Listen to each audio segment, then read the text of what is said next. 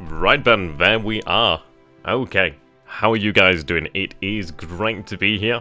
And oh my lord, I've actually had some sleep today. So which is amazing. Like, yeah, okay, I'm operating on more than just the usual lack. So we're good to go today. I'm actually going to be energetic, which is something crazy. So how are we doing there in the chat? So we've got, let's have a look here. We have Salabin, hello, Leonidas, Justin, Anno, Ryzen, Cursor, Dobry, Umonri, Franz, and Rez. How are you guys doing? Yep, I know, managed to actually get things to start at the right time. It usually doesn't happen. Hello there, Kupernik, and no name. Iconoclast, how you doing? How's Tokyo over there, Iconoclast? Hello there, From. Yep, I know, right? This is going to be a good one. This is going to be a very interesting one. So, as per usual, we'll go through what happened and really what we can actually expect. Thank you very much for that, Kupernik. I do have a couple prints I will talk about towards the end of the stream that will be available. Hello there, Lander, Pirate Joe, and Roman GI. Couple centuries out from your own time there, Roman GI, but I'm sure you'll be okay. I suppose the GI term fits here. So indeed. Right, so we finally set down, we finally made landfall on Noumea. Well, New Caledonia, I should say. Noumea eventually, but we finally landed on New Caledonia in Comac. Now, granted, we didn't actually expect to see as many troops there. That was a bit of a surprise there. Turns out the boys in the E13A1s and the Petes have kind of dropped the ball there on that one. But no matter, we're going to land in sufficient force to be able to deal with Comac. Oh, you just done eating there, Rez. That's pretty awesome, my dude. Hello there, SCT. How you doing, my friend? Yep, so I think it's one of these. We do have on course to land at Comac, potentially 3,000 or so troops. We are looking at sending both regiments to basically ready themselves at Luganville, where we assemble artillery. Ideally, I don't know how long it's going to take for the tanks to arrive. They could be there within maybe a week, give or take. We do have the Fiji cover force en route. Well, en route, however you want to say it, towards New Caledonia. Hello there, Toby Abaddon, how you doing, my friend? Ah, see you later then, Iconoclast, have a great one, my man. Okay. Yeah, I mean, we did see the carriers. I'm not going to look at the turn as of yet, I'm just going to read that in just a moment. We did see the American carriers leave yesterday. Well, obviously in game terms, yesterday. Though I'm not entirely sure where they're going, but I think it was one of these things of where if he was to head to the Marshall Islands, it would have been very dangerous. But there's still time for him to head to the Mandate. There's still time for him to head there. So let's go ahead and take a look at the name of the save. So we're looking for turn 22. Well, save 22. The Pacific is peace. I like it. Yeah, it looks like, well, on New Caledonia, on its on the base of Comac, we do see an Indian unit, which I'm really interested in, to be honest, because he's drawing these troops from elsewhere. They've come from somewhere. They've had to come from somewhere. So I can imagine New Caledonia is probably going to have like a mix of French, British, Dutch forces, maybe probably some Australians as well, maybe New Zealanders, Commonwealth forces, I should say. But we should be able to deal with it. But the good news is for us is the fact that we're going to have a hard time. There's no two ways around it. It's going to be rough, but it's not going to be insurmountable. I'd imagine he's probably going to have something in the region of maybe like level 2, level 3 fortifications, something around that, which is going to hurt, but we will be able to beat that through patience, really. Yeah, we'll hope so.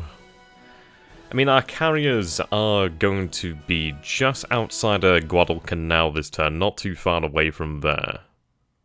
So we are going to be in a position where if anything goes wrong, we can respond to it. They will ideally be able to be refueled this turn as well, so that's going to dictate a lot of action. And we'll see what happens here. Okay, Iba is occupied by the Japanese. Now, interestingly, that means the American force at Iba has been able to retreat to Clark, it seems, which is interesting. Okay, so we're unloading over here to Cotabato.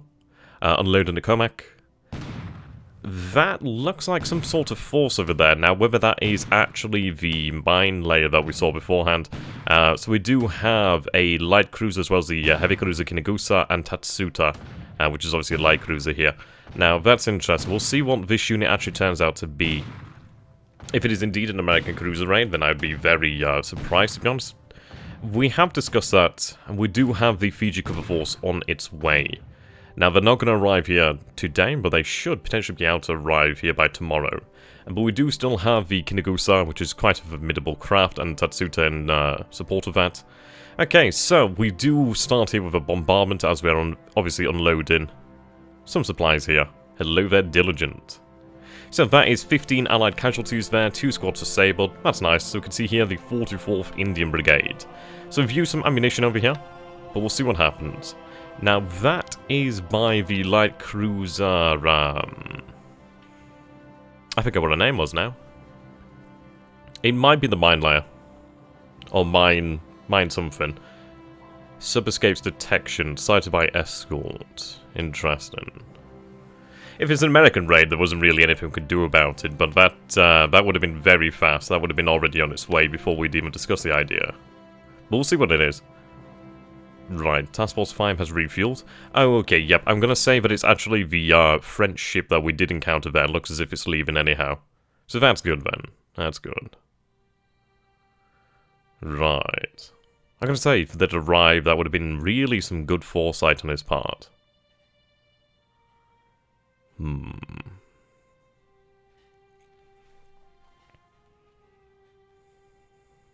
Allied DD supposedly hit there. Air night strikes, we don't see any.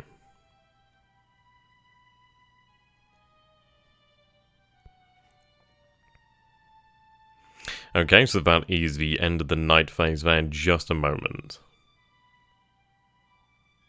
Yeah, I think it was that, it was an AM or something. So I think it was a minesweep, I can't remember exactly what it was.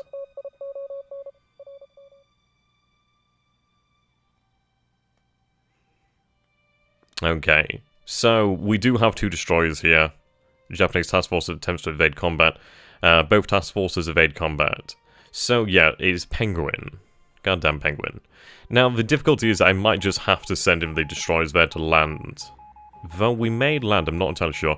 I-3 here. Hello, El Dorado. The City of Gold is going down indeed today. To the, well, the rising sun. Now, that's interesting. So I-3 begins the day here with the first, ideal kill. But this is interesting. So we can actually see here, possibly 1 or more ships. But this is good. This is very interesting, actually. So we're going to move on in just a moment, actually. And just say... something is here at Johnson. So is this a logistical trail? Is this the logistical tail, I should say, not the trail? Is this a logistical tail end of the American carrier force? Or what is this? Because he's doing something at Johnson Island, and I really would like to know. Now, it's a shame that both torpedoes didn't actually hit, but 1 torpedo hits here. And if it's not enough to kill it, it's going to basically be there a while, I can imagine. We'll see what happens here. Oh, she goes down, actually, so that is El Dorado down, so that is a little bit of revenge here for Tarawa. Okay. Now, I'm not seeing any American carriers being picked up by the reconnaissance, as far as I can see right now. Yeah, we got a thing. We did a thing. Right, looks like my Zuho has actually spotted an allied aircraft. I don't know whether if she was spotted in turn, but we'll see. We are due to actually hit Singapore today.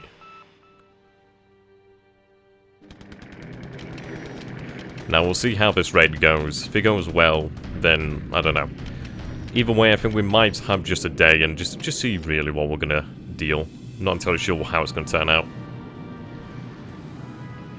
I don't want to allow him to basically get his air force out of there scot-free.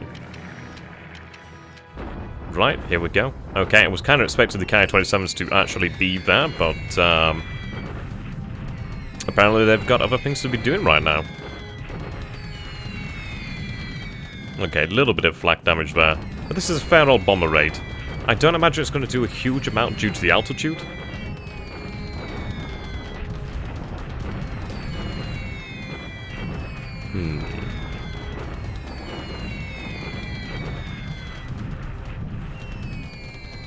Yeah, okay. Hello there, Reinhardt. How you doing, my friend?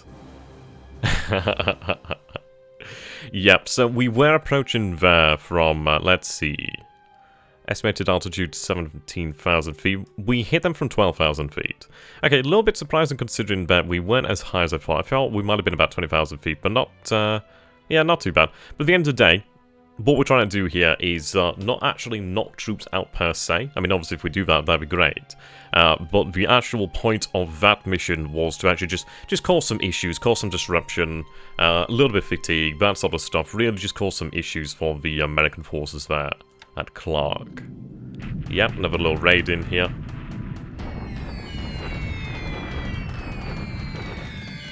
Okay. A little bit of damage. Into the Chinese out here, and Wuchao, just outside of Wuchao.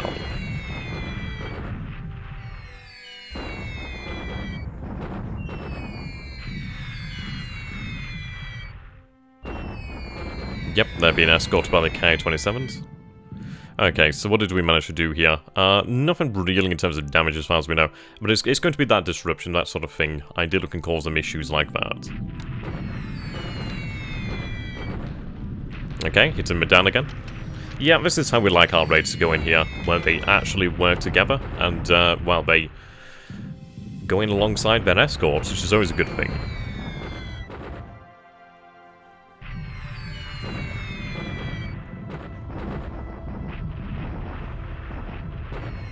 There we go. Okay. So not major losses there for the Allies. But of course, the thing is, it's like, whatever's been damaged in Medan, it's not really going to be able to move, so they're kind of sitting ducks at the moment. What we need to do here is, that's really what I'm trying to do when it comes to the Allies at Singapore. I mean, what I'd like to do is if we could try to trap them here and just keep up the pounding over time, but we'll see how things turn out. In China, you can bomb at 6k safely, well, that's good to know. I think my fear is mostly of Allied fighters for the most part.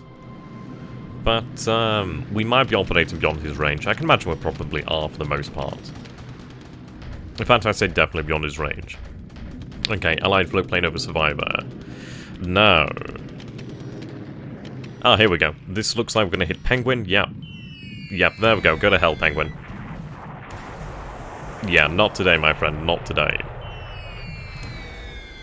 So, we've heard of seal clubbing, so what the hell do we call it when it's penguin clubbing?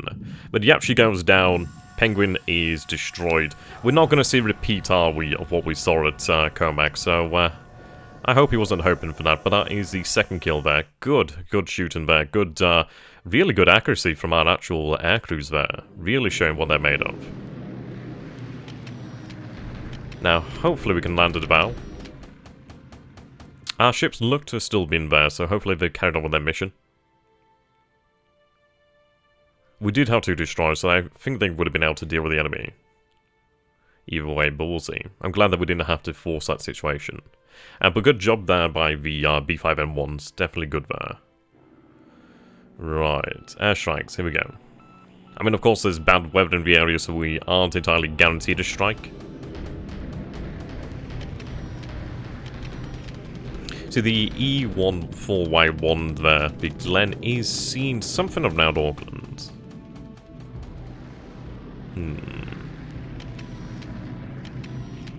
Still looking relatively good by New Caledonia. We'll be looking to move some float planes over there shortly.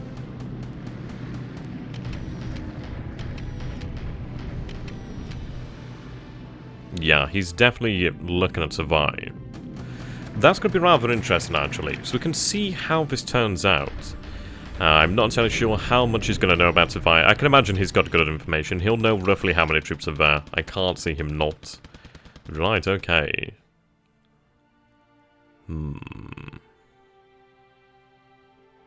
What do we have here? SS-27 at Tanawa. Yeah, so these were the actual... Ooh, hello. I don't think we'll cause any damage there. Near misses, but still. Rattling this up there. Yeah, so these were the actual submarines from before. So he's trying to lock down Tanawa, which is fine. Everything that could escape has already escaped for the most part, but these patrol boats actually are going to live on to do quite a lot of damage, actually, over the long run. Actually, no, we do score a hit burn on the S-27. That's quite nice, actually, isn't it? So, yeah, I mean, surprisingly, they have survived. I didn't think they would, but they did. Yep, good job. We've actually reached a thoe here with our amphibious landing force. So we do lose 21 casualties here, so squad is destroyed on unloading. Yeah, I can imagine it being kind of harsh. Well, 17 are lost, and yeah, a couple casualties there. But the good news is we've finally vetted a thoe. That's what I like to see. Yep, and into the land attack phase. So we have our shock attack at Clark. I don't know how this one's going to go. I'm really hoping for the best here, because this could be a pretty big deal if it goes badly. And if it goes well, then that's going to be equally quite a big deal. I'm just hoping it goes in our favour. We'll see.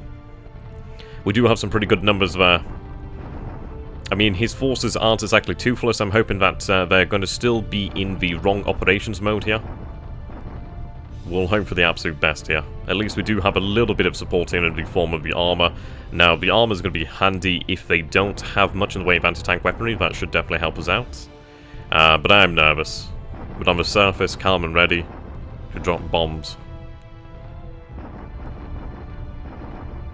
Oof. Yeah, I'm feeling the hands a little bit sweaty here because it could be kind of bad. Even dismal patrol boats can damage ships in shallow water. Yep, definitely there. Okay, 33rd Division attacking. Come on, for the Emperor. 16th Division. Yeah, it is a big risk. We're hoping it's going to turn out well.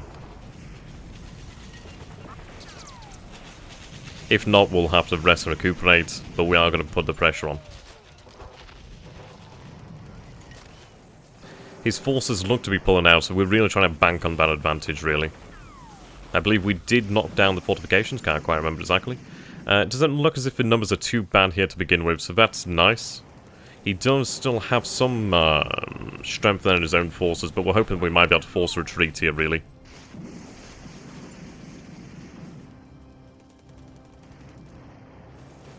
Victory or death for the most part.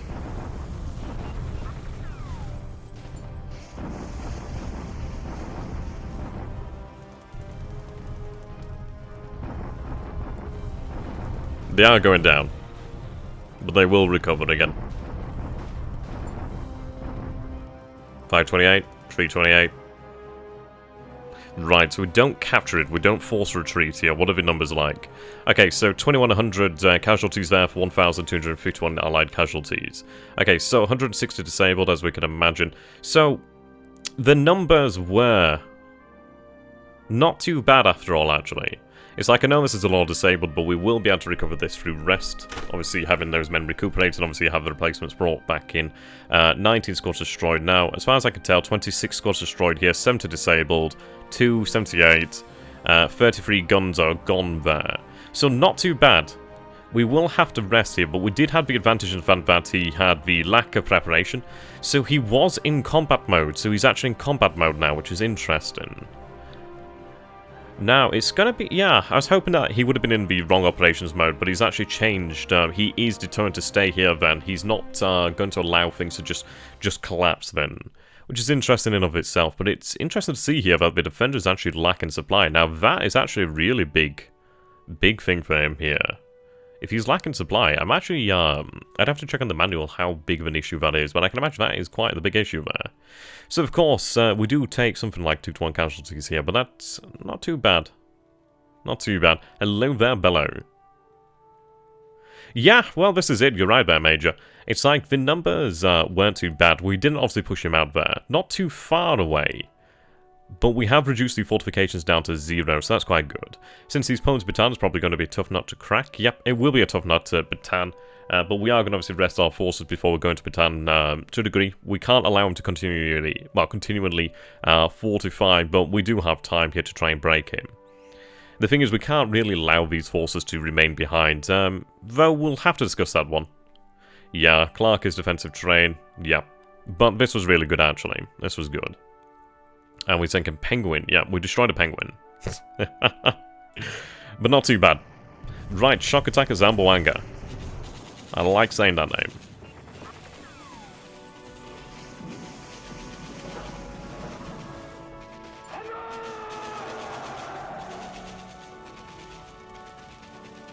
Banzai for the Emperor.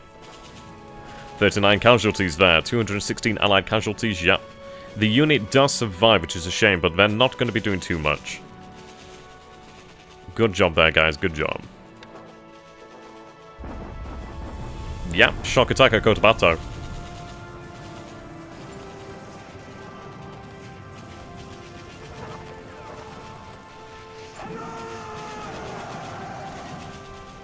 There we go, no casualties. Fantastic. Shock attack at Bellop Islands.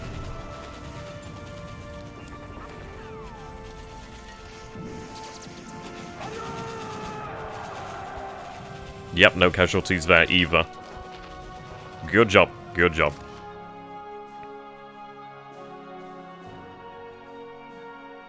Right then. So I'm going to say that is actually a pretty positive turn for us. Now, importantly, at Comac, he didn't elect to actually attack us, to be honest, which is very telling.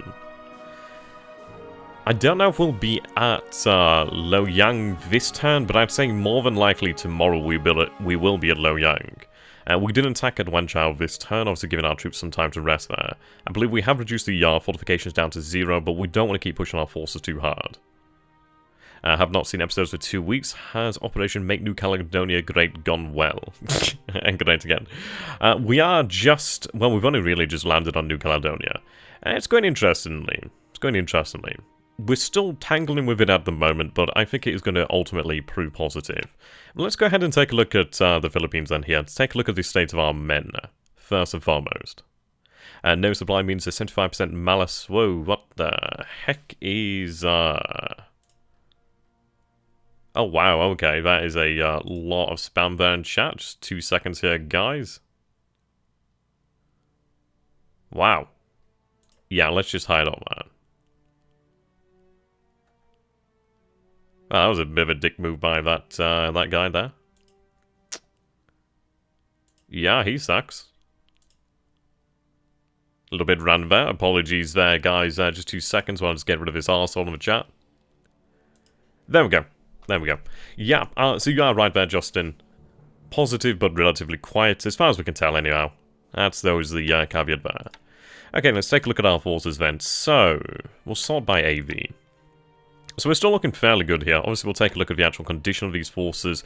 Yeah, lots of disruption, lots of fatigue, so we can't launch another follow-up attack yet, anyhow. So obviously, going to switch on to the defense here. So everybody's going to go into the defense. I do hope you guys are able to see this again. And we've actually got quite a few viewers today. Hello up there to all of you. 73 watching at the moment. Make that 74. That's pretty cool. Good to see you guys. Yeah, okay. So, yeah, don't worry about that, Pirate Joe. We did, there was a guy in the chat. I've just hidden his comments there just to get rid of those. Right. Yeah, allied agent. Okay, let's set everybody to defense orders here at the moment. Now, there's something to be said about the bombardment, but I'd rather not bombard separately, just in case of that counter-battery fire that could see some of our own guns knocked out. And make sure these guys are able to replenish. There we go. See, this unit over here, then, is still unloading, it seems. Is that the 81st, or was that the armoured unit? Can we check if we sunk planes on that ship? Yeah, we'll take a look at that one in just a moment, actually, so I'll do that now. Okay. Aircraft losses... Right. Doesn't appear so. But another B-17 is gone now. That's really interesting. Another Swordfish is gone.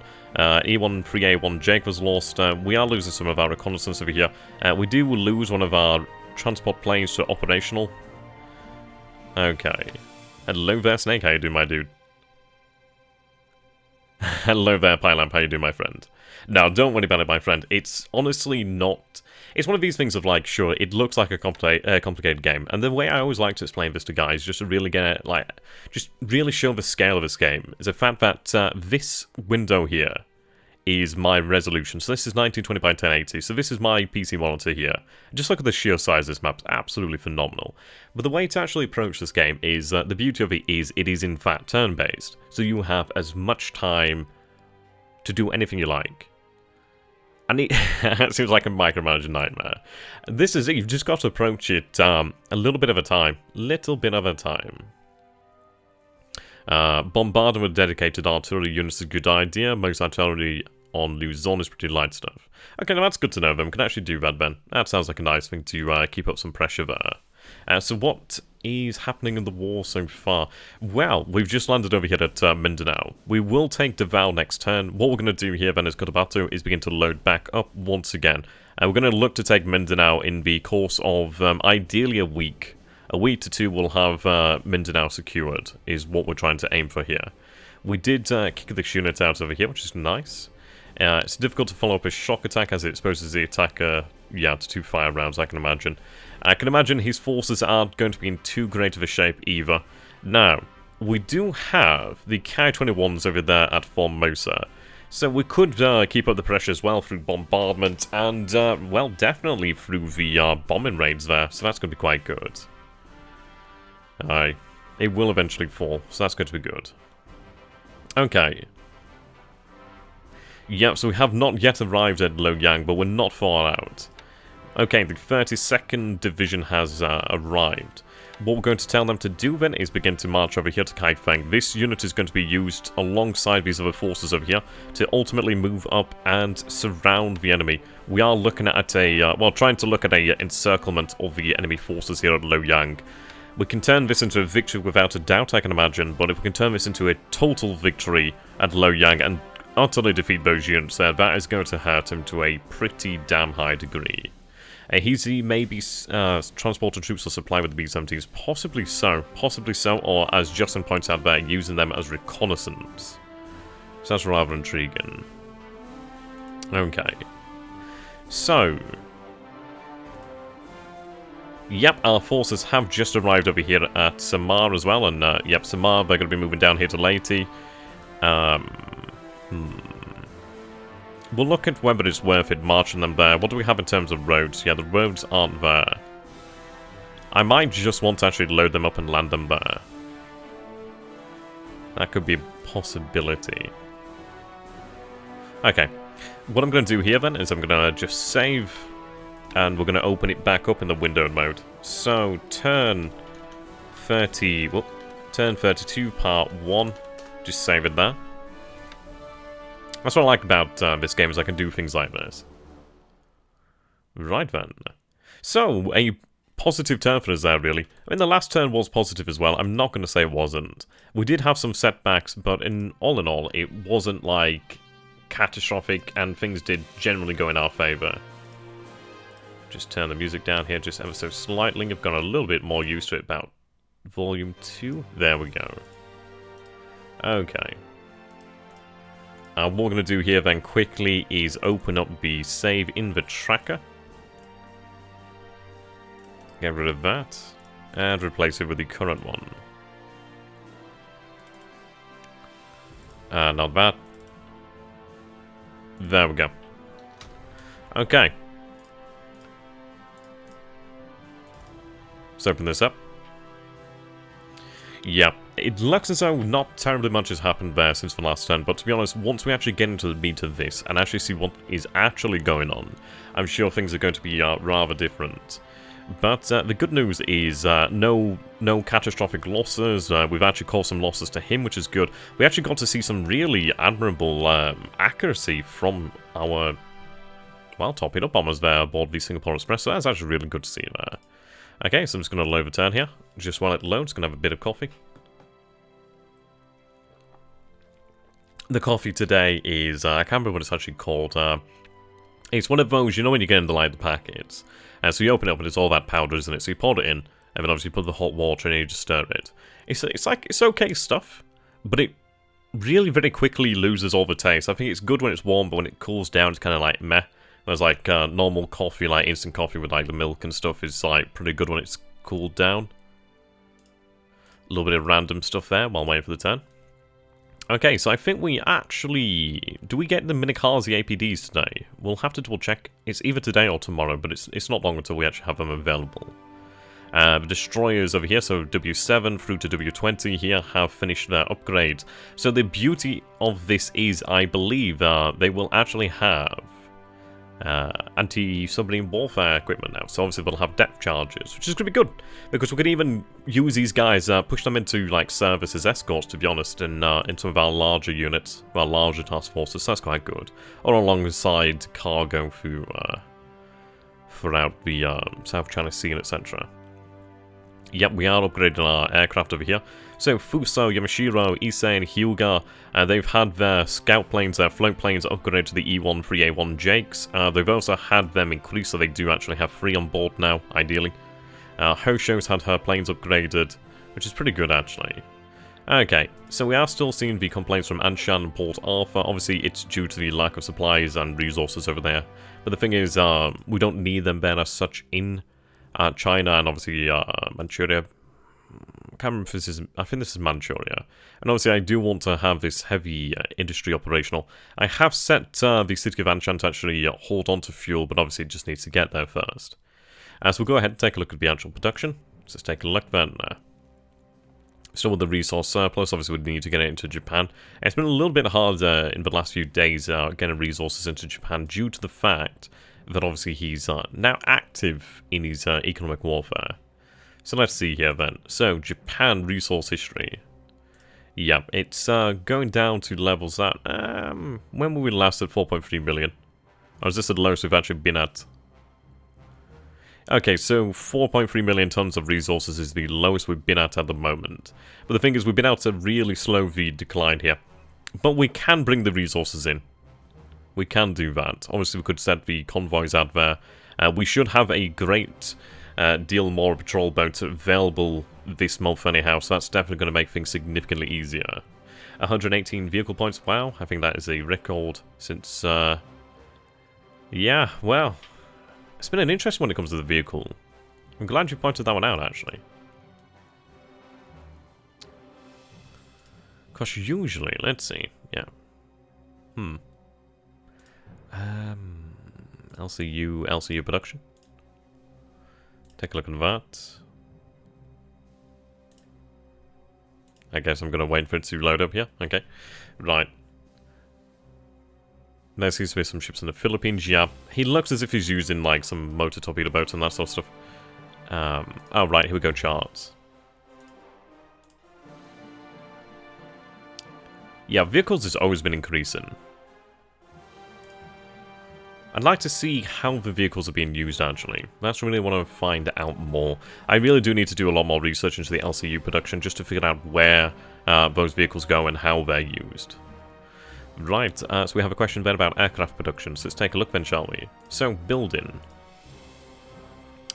So now up to 82 Oscars per month and 69 Zeros per month here. We're going to stop the production, or, well, the increase of Zero production at 100. We did over-expand there quite early on, but we are going to change this.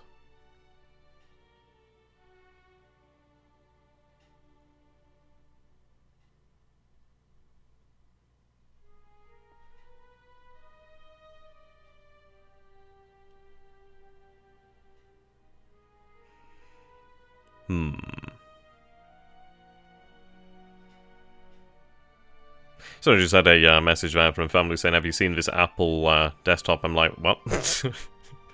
Apple desktop, what? Right. Okay, how many zeros in an aircraft? Oh, right, okay, so the first number is per day. Yep, you are correct on that. And the one in brackets is the one, is the per month number.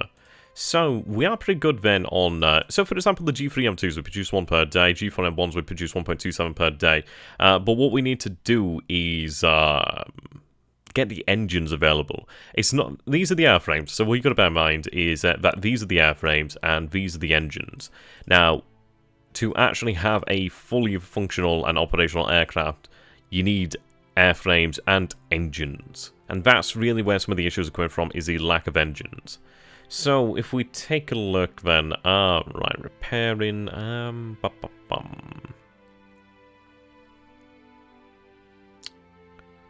we go, I was looking over this way for the pool, but the pool's over here.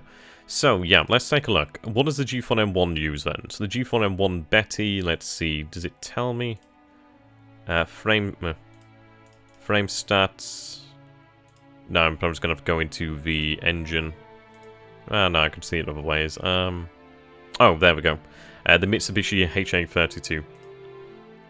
So, as you can see that we have none of these in the pool here. And we are producing 2.6 of these per day, which means we can only produce like one G4 M1 per day, which is a shame.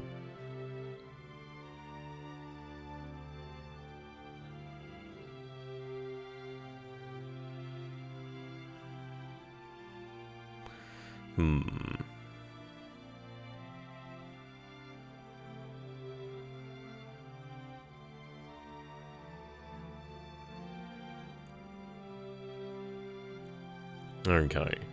What does repair mean in the air production? So basically what it is that these are all facilities that are being repaired. So one facility is obviously an increase of one over here. That's the way to think of it. Now we have overexpanded in some categories, which obviously I will arrest at a certain point. I do have an actual engine planning sheet. So I'm following that for the most part. So we aren't going to obviously build 458, we're not going to build that many. I think we're aiming to have about 500 Nakajima HA35 engines per month for the production and then the R&D purposes. There we go. Even H6K production is sort of decent. Yeah, we actually do produce quite a few H6Ks, and these are pretty nice boys. Pretty nice. So what engine is that? The HA33. So we don't have any of them in the actual pool, but we do produce 3.27 per day. So about 2 days we produce one. The good news is these are super useful aircraft. I do need to really look after them a lot more. We did send a lot of them out into the Pacific and Central Pacific, and they have suffered a great deal due to the actual, well, attrition of the aircraft, but we will be able to repair them in time and sort things out and get things running smoothly then. Can we see how many airframes you have in the pool? Yep, there we go. So we have 28 Kia 43 1Cs in the pool. We have 31 A6720s in the pool, 7 G4M1 Betty, so the number is increasing, which is quite good. The Sally's obviously is a difficult one. I mean, the issue is that the 32 engine is actually really in demand here. And we are going to have to choose, like, do we want the G4s or do we want the K21s? And ultimately, I'd prefer to have the G4s. Though we do have a lot of G3s in the pool. We have 65 of those bad boys, so that's really nice. It does help us out significantly. Right, D3A1 Vals, yeah, okay. The reconnaissance is really what we're working on here. So, we have 24 E13A1 Jakes, they do use the 33 engine as well. Yep, so there's some competition there for that engine. If you can send, like, even 3 or 5 H6K4s on every island, yeah, it would be incredible just to have that sort of reconnaissance ability. And we are looking towards that. We take a look at the map now, then. So what we'll do here, then, is search arcs. Right, so they're a naval. Okay, so start by 100% then. So obviously this is the G4s, I think it's G4s, that are obviously covering the approach there from the Andaman Sea down towards Malaya. Okay, this might be better on 75. Yep, here we go. Right, so obviously you can see that we do have our aircraft over here at Bab al-Dawab. Singapore Express over here, then that would be the Cruiser Task Force, the Fast Transport Task Force. We do have some reconnaissance over here, but obviously it's being used elsewhere. It's on reconnaissance, but it's obviously being targeted. Other than that, we don't really have a huge amount there. Yep, Singapore Express there. Okay. Hello there, Talon. How you doing, my friend? Yeah, we do have a lot of naval search over here. I mean, let's zoom out over here. We need to make it more effective, but we are doing fairly well. We need to spread it out significantly as well. So what we're looking to do here, so obviously this is Kiributai here. We do have E13A1 Jakes over here. They've just landed. We'll have so we've got Jakes over here at Wake. Wake, I think, it's about here. I think this is Wake. Even this is Wake, or this is Wake. I think that's Wake. We've got Midway Island over there. I do have some engineers on their way down to Midway. Then I'd like to actually run a squadron of E13A1 Jakes. We're going to be running Jakes over here, here, obviously down here and here. And then across these islands we have Funafuti covered. We're just really trying to get a good, decent spread of coverage. So, as Ren said there, if I can get the H6K4 spread out across a number of islands, which is a easier thing said than done due to the amount of service that they require. Obviously, they have a high service rating of 4, so it's not particularly easy to do that. We do have to really put down some pretty good infrastructure to keep those bad boys going. We need to build up the amount of engines we have. Definitely need to build up those engines. Okay. Oh, right, okay, so you want to see the complete aircraft in the pool. Yeah, we'll take a look at that in just a moment. If you have an airfield on Victoria Point or around there, North Player, you could bully the Allied ship in a lot. Possibly so. Hello there, Canopus. How you doing there, my friend? Good to see you. And don't forget the Ki-21 is an army plane, the B4. G4 is a Navy one. Yep, absolutely right, which is why I'm going to choose the G4 over the Ki-21. We do have we do have a good deal of Ki-21s over at Formosa, which is seen this turn. And I would like to bring them into action, but what we are going to be doing is being quite coy with them.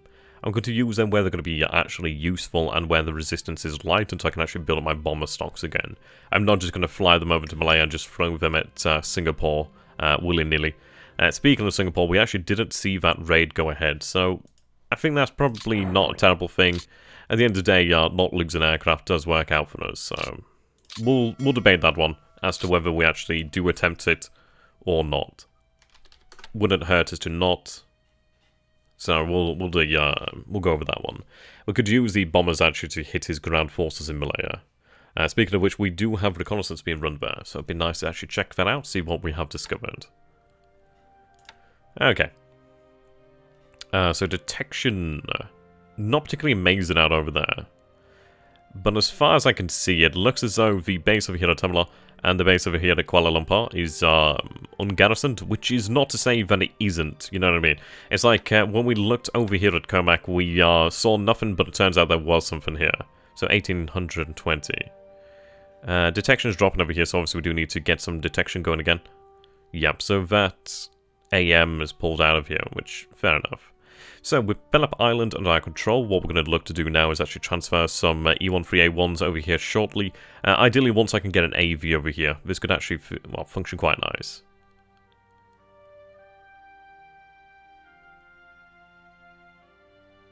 QOIU. Yeah, I'm not entirely sure what that one means there as well. Okay. How many men do we actually have here, then? Okay.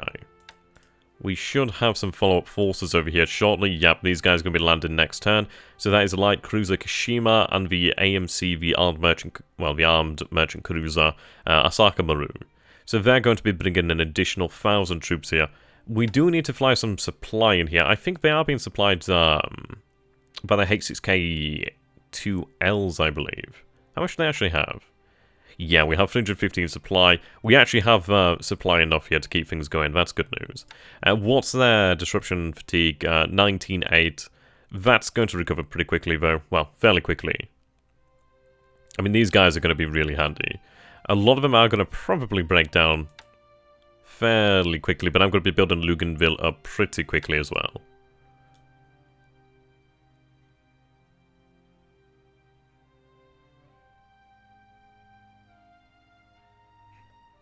Yeah, the airframes and the engines have to be basically assembled together. So that's a good point. It actually does bring me back to the previous question of how many we have in the actual pool. So aircraft in pool, let's see. So, 65 G5s, sorry, G3s. We have 31 A6M20s, 28 Ki-43-1C Oscars. How many H6s? 6 of those bad boys, 7 G4M1s. Yeah, it's the reconnaissance planes that are taking issues at the moment. Obviously, I do need to get them built. We need to phase them out for the most part. Do you know when the new / upgraded aircraft are started coming to service? Since you have rushed some of their developments. We'll be seeing them in the latter half of the year, really. To a degree. Yeah, Anshan. Let's have a look where Anshan is. Yep, okay, it's over here in Manchuria. So fuel is requested over here. It might be worth just having a little bit of fuel dropped off, but we'll see. You have a lot of fuel here. What I'm going to do is actually tell you to just stop holding on to that fuel here, and ideally that I'll shift out to Anshan so we can get some of that HI back. Okay. have a hard time spelling phonetically. That's no issue, my friend. It's good to see you, though, again, Austin. Right, back over here, then. So, the 91st Naval Guard has reached this location, which is fantastic. What I'm going to tell them to do, then, is, what are we looking at? 24-9. I'm going to tell them to launch a shock attack over here. The reason is I want to force this unit to surrender, so that's 420 men. Now, additional forces have arrived over here. Combat, please. Actually, you might be on the move out. You are the 14th Tank Regiment. Yep, you're heading towards Kuala Lumpur. Obviously, you've got a fair while to go there.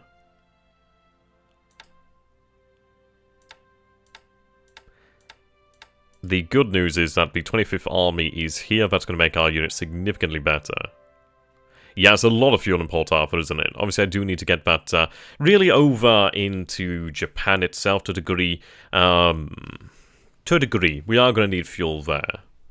Fuel's going to be an issue until we can actually get the convoys running, but we do have sources of fuel. Like, we do have quite a lot of fuel in Hong Kong as well.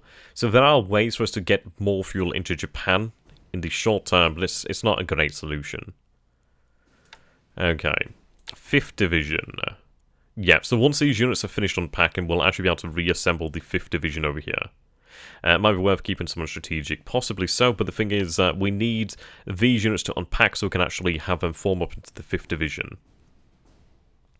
The next base is going to be a couple days away, so there's a good reason to keep them on strategic mode when we can move them out in the short term, but it's going to be probably a little while before we can move them.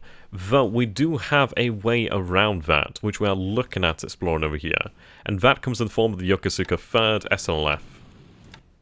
Yep. These guys are going to be very handy. What I'm trying to do here, then, is actually pick them... Well, gather some sort of escort over here, and have them sent over here to Kota Baru, where I can actually then use transport aircraft and have them drop over here to Kuala Lumpur or Temla. And what I'd love to do here is actually get the drop on him, like literally, quite literally get the drop on him and surprise him. Though it could be a very dangerous thing, as there's a possibility that there could even be units there. But if I was able to actually have these units, I mean, I don't know how paratroopers work. I've never used them, so I'd appreciate some advice on them, but we do have time to plan for that. But if I can actually spread those units out and ideally land at 3 different targets, that'd be insane. We'd be able to ideally capture 3 different bases and get those units moving ASAP. The big thing is over here at Mersing. Now, he's not attacked for some while, and our units are, I can imagine, appreciating that. We do have a fair amount of them over here. They do still have the supplies in the Hex to keep going, which is great news.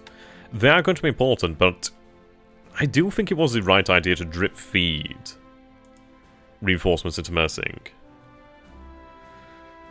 Yeah, exactly. The fuel there is needed for China's heavy industry. You are right there, which is why it would be a short-term solution, but it's one of these things of where it would be taken from one hand to pay the other. It's not going to really do too great. Yeah, we are going to drop them on the enemy bases. So once we do drop them, we'd actually have the rail lines available.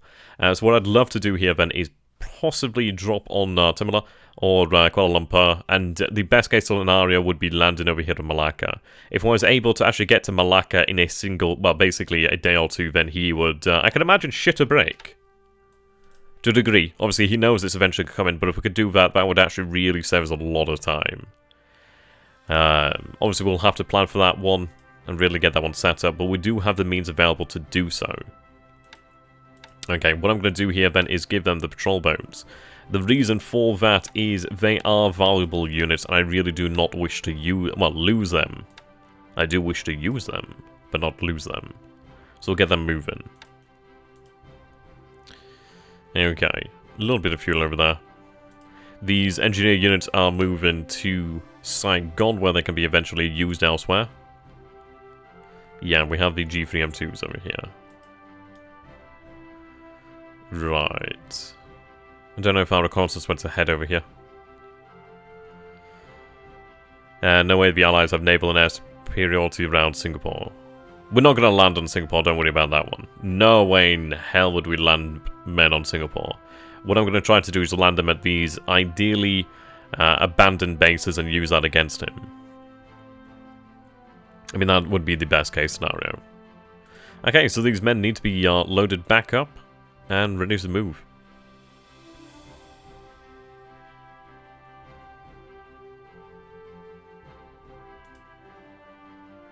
Ah, right, okay, so they're moving out. Okay.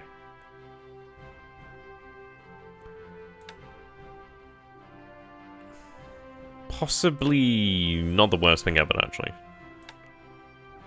At least they did move over here to reinforce each other, so I suppose that worked out by just a bit of luck.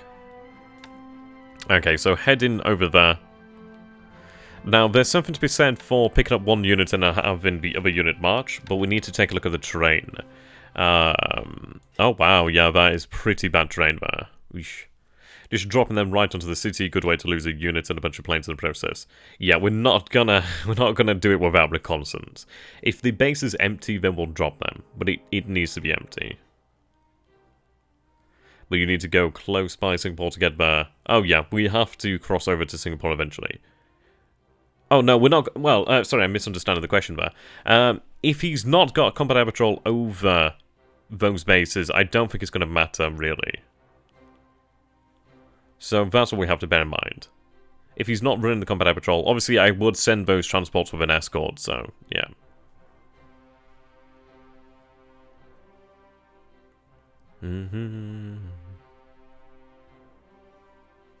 Okay. But if we can get that to, well, if we pull that off. Hello, hello, what do we see over here? Hello, hello, hello. Oh, oh. Okay, I'm happy now. I'm pretty happy. So I'm a happy buddy. So what do we have here then, Mr. Bond? So, 7 ships sighted. We can see that 3 of those are tankers. Well now, that is a very interesting target. That would look brilliant on the bottom of the ocean, and that would actually hurt him, because that's not something he wants to be losing, is the ability to actually move fuel here. The thing is, obviously, once they go up, they're going to go up big time. That'd be nice. Okay, well, I'm looking forward to this, and we absolutely have to hunt that unit down. Right, that shouldn't be moving at full speed. I think I forgot to change that one, but yeah, it's not going to matter too much. Right, they're moving east. They're going to be moving over here. Yeah, that does seem valuable, doesn't it? So we do have 2 submarines over here. We do have 1 already here.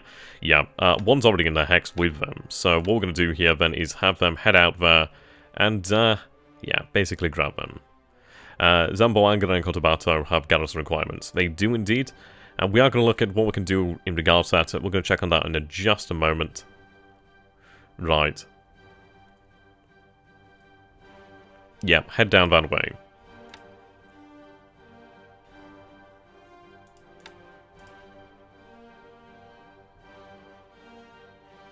And there was a hearty amount of Banzai this turn, but you need to keep capturing those islands and bases fanatically while you have relatively free hands in this war. Where to next? So what we're going to be doing over here then is, obviously we'll capture the Val next turn. We do have a unit, well 2 units over here and 2 units over here. What I'm contemplating on doing here is, let's check on the actual garrison requirement if there is one. Yep, so it's 20 over here. What I might be able to do then is possibly divide one of these units. Seems I don't have that option at the moment. So we might have to leave one or look to actually move something else here in the meantime. I mean, I'm not too concerned about partisan activity. I want to secure Mindanao in the short term. So we'll look to see what we can do here, but it could be potentially worthwhile just to leave a unit here in the short term. It depends really on what sort of resistance he has over here. We'll see. Right, those naval construction units are moving down over there. That's good. Okay, so LST over here, supposedly. It looks like he's moved out the vast amount of the shipping over here, which is unsurprising. So notice the fact that he has 26 fighters over here at Balikpapan. Now that's actually rather intriguing. And actually very wasteful on his part. Of course he can probably manage this if he's got some engineers. But it's actually rather interesting to see a response here from THG. So he's definitely pulled his units out there from Balikpapan. I'm actually pretty surprised those forces managed to make it through without the submarines actually intercepting them. But at least we do have a good solid chance of grabbing them. I mean, Moonlight is the good reason here, but we have a submarine literally in the same hex as them. We have one at their destination, and we have another one right nearby. So that's going to be quite nice. Either way, they're going to be stuck over here at, well, Soribaja? Soribaja. I don't know how you actually pronounce it. But as to where to next, we do have forces heading down to Naval. Obviously, we are beginning our operations over here in New Caledonia. So another 1,000 troops will be landing here. Another 1,000 or so after that could be shifted, depending on the situation. I do have the Fiji cover force. Oh, right, that's the Kinagusa Tatsuta. Okay. Yeah, you need to be rearmed. So I may have to have you sent back to truck to go and rearm, to be honest. Has the Fiji cover force... Ah, here it is. Yep, so the Fiji cover force is out here. That's good to see. I think they were refueled as well.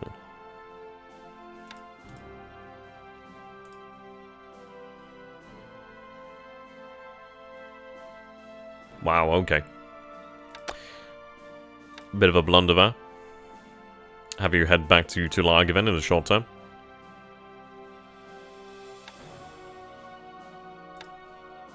But yeah, you did refuel, so you're going to eventually head back to truck, then that's fine.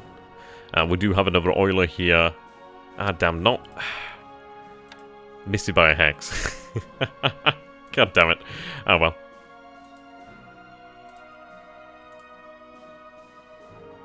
Yeah. They need that fuel.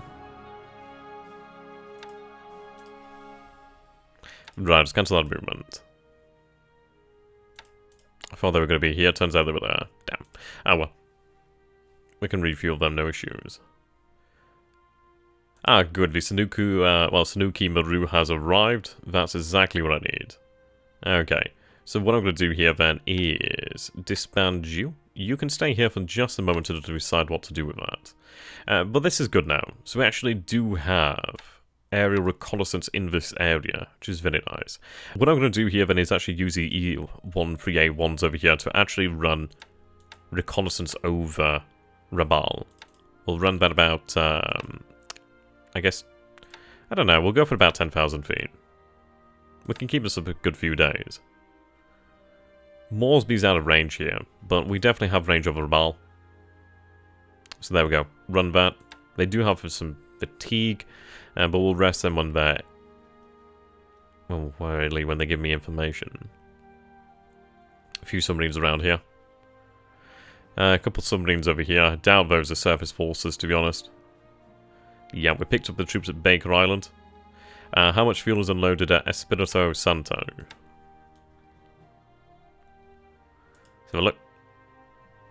0 at the moment, obviously that's due to the amount of stuff over here. Right, so you've just sucked up all those supplies there, but that's fine. Cancel loading, so the 61st Naval Guard's ready to go. Obviously I do have supplies being unloaded over here. It's due to the port not being very large. We're unloading the base force as well, so that's obviously taking up capacity. Day to unpack over here. 24 engineers at the moment.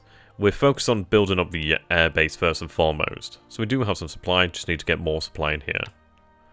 Difficult due to there being a small actual port there, but should get easier. We do have some naval support over here, 120 naval support, which is actually pretty big. Is it showing any naval support available as of yet? Just 40, yep, okay. So tomorrow we'll actually have 120 naval support extra. Which would be really good, unless we're getting that naval support from something else, or it's actually included as the base force. But either way, that base force should have 120 in total, which is good. So tomorrow, that'll definitely help the unloading process. So it's going to be really good once we can get the engineers into action. Looking forward to that. I mean, progress is going on quite nicely at the airfield. I think it was 7% last turn, now 13% this turn. So 6% increase. So a couple days, maybe a week to 2 weeks, depending on how many engineers can get down here, be done. Yep, extra troop transports over here. Some extra supply too. Right. Yep, so Kitabutai needs to be refueled. Naval support really helps with just a lot of things, really. Silver is pretty close to Santo. Might want to reconnaissance that if you can. It's not, as far as I can tell, within range. I do have some jigs over here now, which is nice. What's the range here? 17, yeah, so it's nearly twice their range at the moment. Will you move some of your new PBs you will get in a few days in the Pacific Light Truck? To a degree, but we are going to be using them mostly around the home economic area. Without looking at the manual, as far as I can say at the moment, like, naval support really does just aid in a lot of things. I'll be a second, I'll go grab the actual manual, sorry.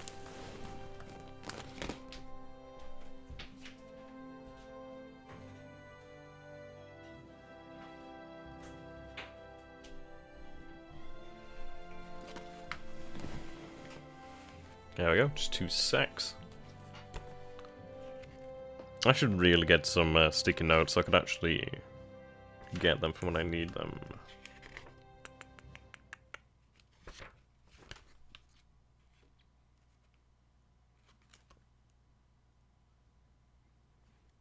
Is it under engineers? Let's have a look.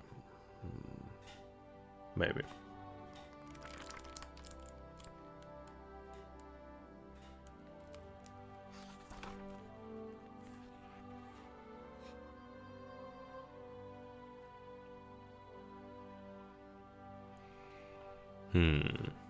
Yep, well... I've not got a physical copy of the game as such. I mean, it was a code, but I've got the physical manual. I've got physical copies of the others as well. Obviously, they're still codes, but I've got, like, a one of the West manual. That's pretty cool, actually. It's really, really quite surprisingly large. Really well done, though. And one of the East manual around here somewhere, too. They do come in handy. They do come in handy. Right, where's it in regards to support? Just be 2 ticks here. Unless somebody wants to save the day.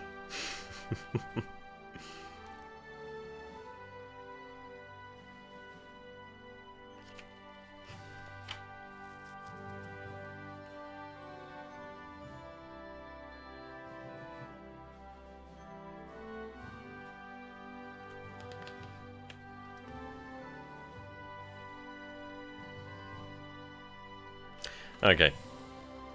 So, I don't have it exactly in the manual here, but I'm going to go from what it says under engineers, so 2 secs.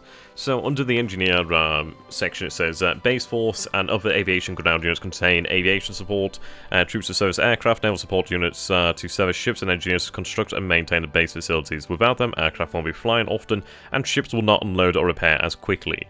Note that the aviation support troops are not attached to any particular squadron. Their presence at a base is enough to support the air unit present. Do you have 2 minutes to explain the entire game to me? Okay, yeah. I could do that in less than 2 minutes. I could do that in about 2 seconds, actually. The Pacific War, from day 1 to day... end. in a nutshell, really. So, there you go. Didn't even need the 2 minutes.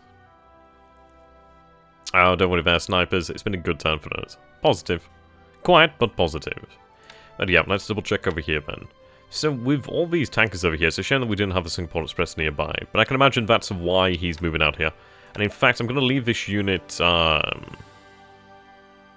they're moving east. Well, actually, no, what we're going to do here then is tell him to move alongside. Well, actually, let's see here. You're moving the same path as they will be doing. Right, just set that over to this way here. How does that look? Ah, right, okay. So you actually are going to be moving there anyway, so you'll be able to intercept them. Yep, you just remain on station here.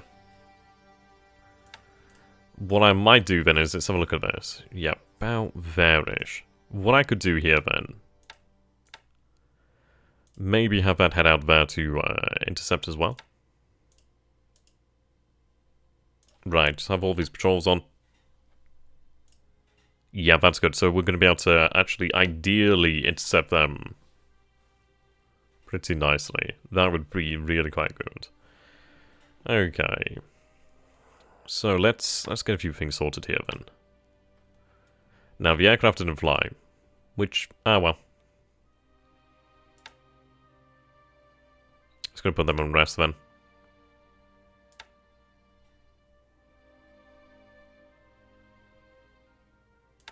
Then I could just put them on actual training. There we go.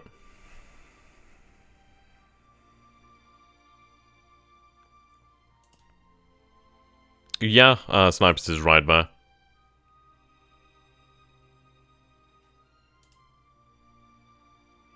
Anti-air cavalry is ready to move. 18th Division's ready to move as well. A little bit fatigued there from being stationary. Well, just basically on strategic mode. But what we're going to do here then is move this up to Taiping. Yeah, just move it up to Taiping. Might as well actually get them moving, otherwise it's not going to be too good for them.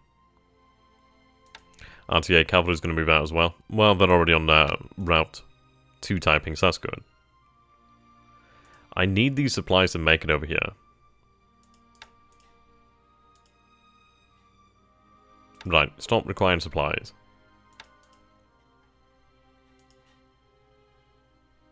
Same to you. Then again, you do have industry, so I do want to keep that there. You are safe at the moment, possibly, but I bet THG, Stockpan, and Wildebeest once they are released. Yeah, once they are released, GG. Oh dear. Right, how's the infantry regiment going there? Still moving out, taking some time. Right, this unit has unloaded. Well, beginning to unload over here, so they brought the special base force, and I believe they did bring some additional engineers. So what we are looking to do here then is build this up as something of an air hub to help us really control this general area. I'd like to really put some pain down here on Singkawang. Though we do have an interesting option over here at Balapapan. Now he does have 26 fighters over here. It would be really interesting. I can imagine they're on combat air patrol over Balapapan. But if we build up a large number of zeros, we could actually really smash them, to be honest. You know, just like obviously sweep the airfield and really lock them down, then obviously bomb the airfield and just, yeah, force them either out of the area or just basically hit them on the airfields. That would be nice. Okay. So what we're going to do here then is grab the artillery, which is only a mortar unit, so yeah. Still some 150mm mortars, I'm not going to say no to that, so we'll get them bombarding. That'd be nice, keep up a little bit of that pressure there. Now we do have our K-27s, they should have been heading out there, but it seems just, yeah, they weren't able to link up with them. Are the manuals available in PDF form? Probably. Yeah, I like manuals. I like the Homeworld one. But then again, I just like a lot of aspects around Homeworld just because of the aesthetics and style of it, to be honest. Really cool. Okay.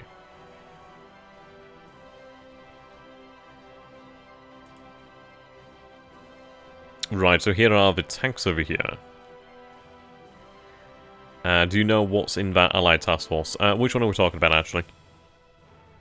Right, could do with refueling here, actually. But we'll keep going a little bit further. Which task force are we talking about then, actually? The pirate? PBs. Ah, there we go, the AMC's finally making it over here. How the 24th actually doing? Not too bad, actually, not too bad. I do want to pick up the rest of that regiment. So what I'm going to do is probably when the AMC arrives here is, if they're able to do so, if they could pick up the actual remains of the 124th, sorry, the 24th, that'd be great. I don't think they'd be able to, but it'd be nice. Right, have them just in combat mode, just in case. The one south of Borneo. Yeah, the one south of Borneo, from what we can see here, is actually 3 tankers, as far as we can tell. I'm going to assume it's probably just a convoy of transports for the most part. So that'd be nice to take out. Obviously cause some issues there. We do have 4 submarines in the area that will be able to do that sort of thing. Now, you're not particularly handy for me at the moment. You're undetected. It might be worth it to have them around Tarakan. Or possibly elsewhere. Question is where, really? I'm going to say really around this area.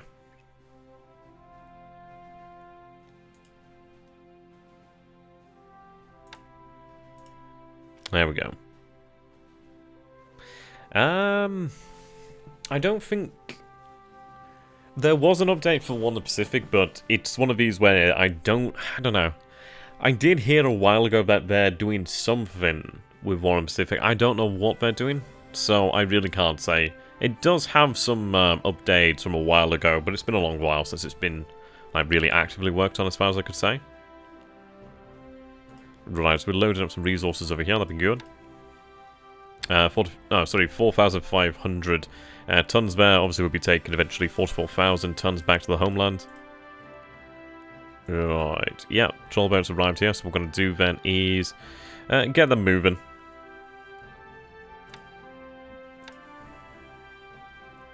I'll have that oil sent to Kagoshima. It's not a huge amount, but at least it's 7,270 units of fuel. Well, oil, sorry, from Taihoku. Obviously, there's only a small amount of production here, but we'll be able to build that back up over time again. And honestly, we'll do it again. It's a tiny amount, really, but it'll be useful. Right, how are we looking at Kukong? We may be there tomorrow or the day after. Thank you very much there, Cola. It's appreciated, my friend. Yeah, I don't know if there's actually a unit over here at Kukong. It might have actually travelled here via the rail system. It's surprising, actually, because he could be sending units down here to Kukong to make my day hard. But it seems he's not going to do that, as far as I can tell. So if it's left open, that's fine. I'll take advantage of that. Not many men over here in Kuei Lin. How are these guys doing?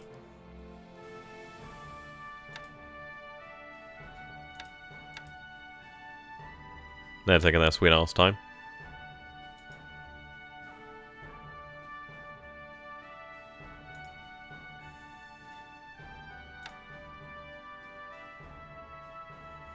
Right, just bugger that. Just tell them march back to Xinjiang. It's going to take too long marching there.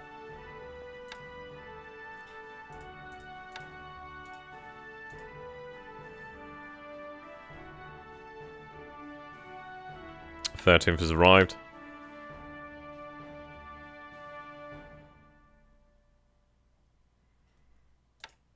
Which is very good, as you can imagine. Right. Let's take a look at these units then.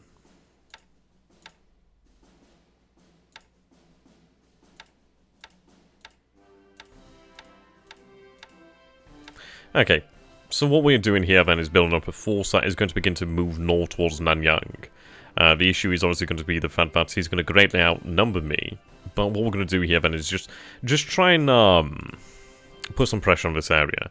If I could move in to cut the road off over here, that'd be great. If I could move to cut this road off to the rear as well, that'd be great. And just try and cut that base off from supply for the most part. Which is good, at least we do have that option available to us to do things like this. It's all about controlling the flow of supply, really. Now then, you're going to remain here. That's fine. Moving out, we were sending a combat, well, tank unit. Well, I say tank unit.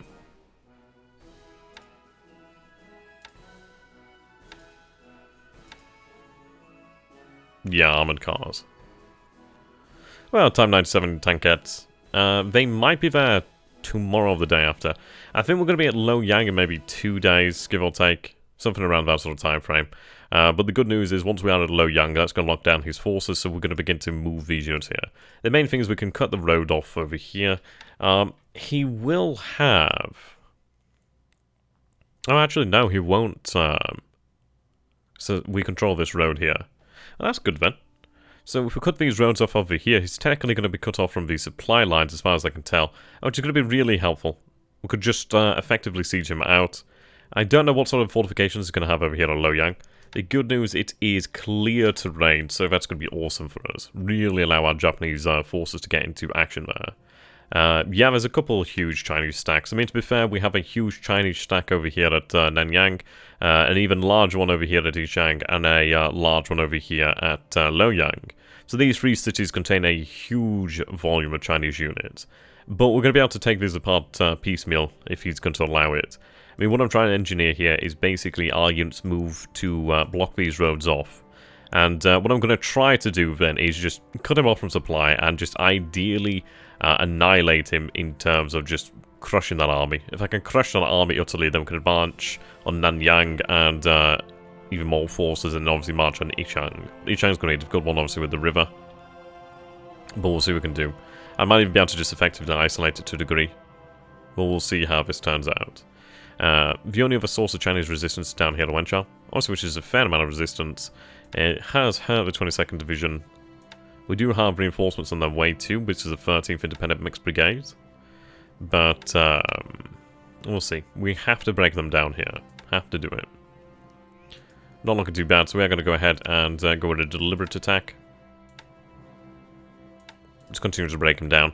The good news is he's going to be cut off from supply there, so we are going to be forcing him to use his supply there. It is fortunate those major Chinese units' gathering points do not have rail lines. Yeah, this is it. This is why this rail line is so important. We can actually move units up and down here pretty easily. Which is very nice. Very, very nice. Okay. So, our units over here, they're going to be suffering something in the way of fatigue, I'd imagine. Yeah. How are the Chinese troops in the south around Kreiling? There's only 8,000 here, give or take. Oh, the ones just north of Wujiao. They're not going to be in a particularly great state. We are moving to engage them. About 2 days away, give or take. So then what we'll do then is ideally engage them in the field, ideally force them to retreat again, and then we'll just continue to push up that way. And what we're going for is to finally crush the resistance over here in this part of China. And then, yeah, once we push on over here, take Wukong, we'll take Wukong, take Hanxian.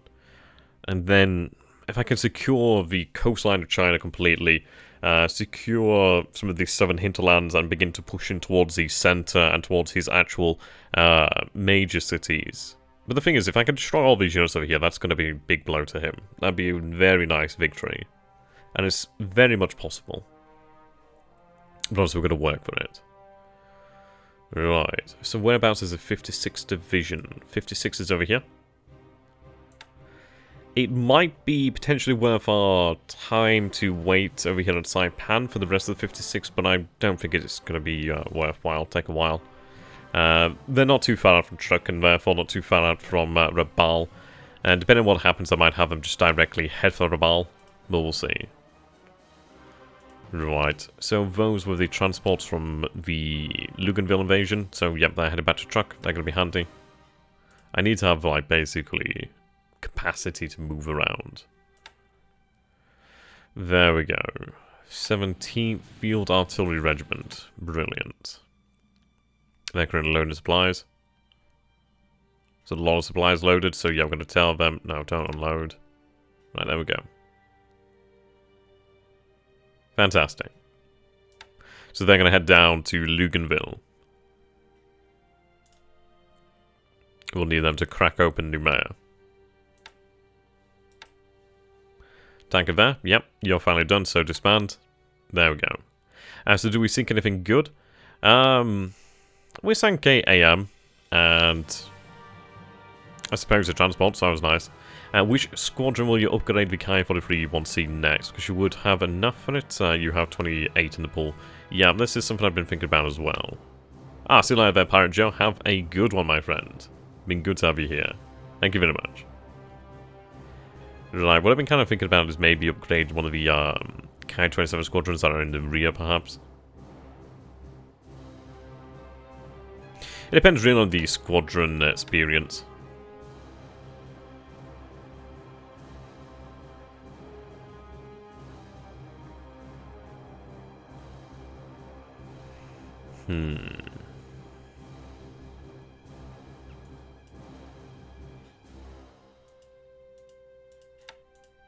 It would be nice to have some more Ki-43s out in the Marshals and just in the Pacific. To be honest, as we're going to need fighters just to hold some of those bases there.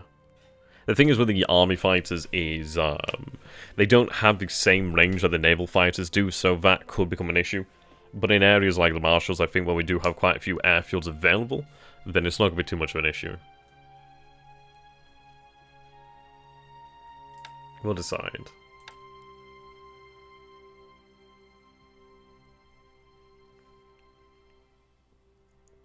Might be worth it just to upgrade one of these Ki-27 squadrons. To get them going real, it's going to take a week before they're ready for action. I could do it over here at Saigon, to be honest. Experience isn't exactly amazing, though. Right, what we're going to do then is take a look at our land-based units. So look at the Imperial, well, the IGA.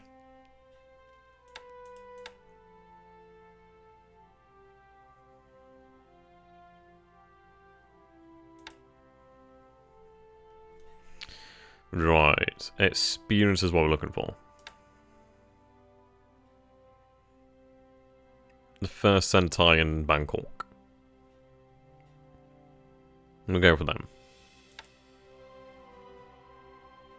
If they can even be upgraded here, that's the thing. Oh, they can be. Okay. Obviously, it's not going to fill out the unit completely, but that's fine.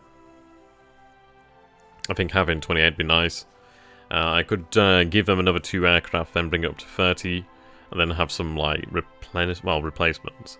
The thing is, if we upgrade the squadron now, we don't have any replacements of the other squadron. But we are producing a couple aircraft each day now, so we'll have some soon enough, ideally. So we'll go ahead and upgrade the first Sentai to be the second Ki-43-1C squadron on the block, really. And there we go. Replacements off phone for the time being. Right, let's take a look at them. So, these bad boys. We're looking at about 5 days before they're all ready to go. Which is fine by me. Yeah, good few pilots in here, actually. Very good pilots. As we can have some of those, ideally, gain experience. Bit of fatigue on some of these guys, too. Okay. So what I'm going to do then is tell them just to rest for the time being. Bring that fatigue down. They're going to be here a couple of days, so we'll just have them rest. But that's good news. So the first Sentai has been upgraded. So that is... we're not too far away now from having 60 Ki-43-1Cs, which is good news. But I'll be able to move those army fighters around. I'm half tempted to use army fighters out here in the Marshals to a degree. As to elsewhere, it's going to be a difficult one. As obviously I said with the range, each one of these where if we have army fighters out there, they might get marooned out there. So we'll have to really hold our cards close to our chest and decide where they need to go.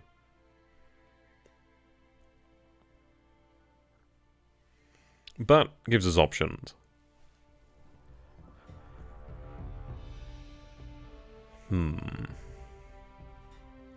So he's been snooping around to survive, and we know that.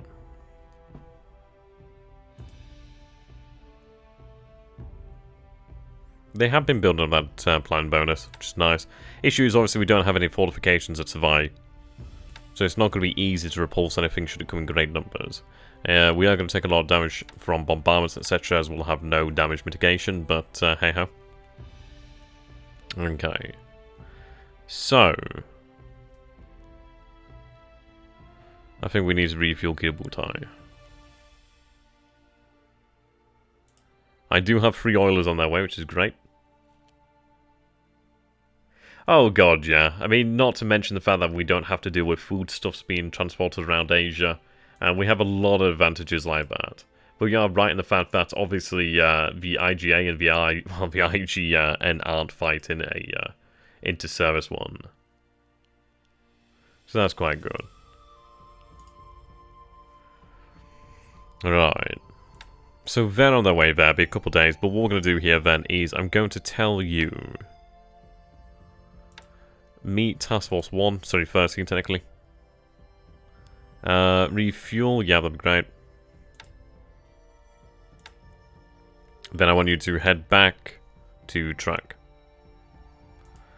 So we are getting the fuel moving down there, so we're only putting 7,688 units of fuel into Kibutai, and what we're going to do is turn around and head back to Australia now.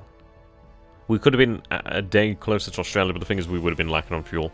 A lot of these ships do have a lot of systems damage that's going to be needed to sort out. But we did have a great suggestion, the fact that we should go raid Australia, which we are going to go for. Right.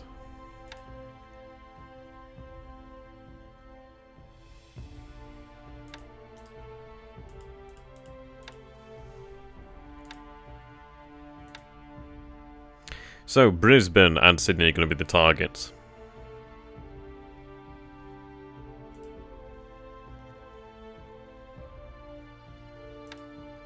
As we have them fuel up first. But he doesn't have any detection over them, which is good news.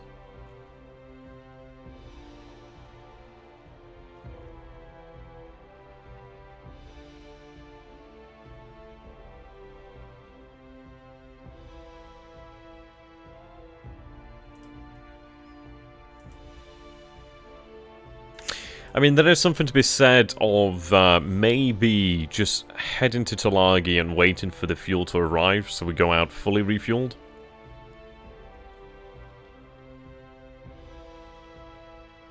Yeah, I think we'll have to decide on that one.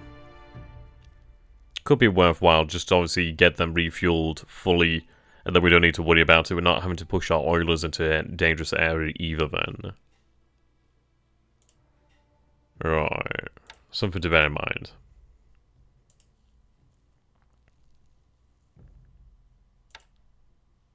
Yep, our other forces have finally arrived now, which is fantastic. So we do have the 4th Infantry Regiment here, the 3rd Mortar Battalion, and we do also have some additional engineers now, which is quite good. Quite good. That's going to help us out.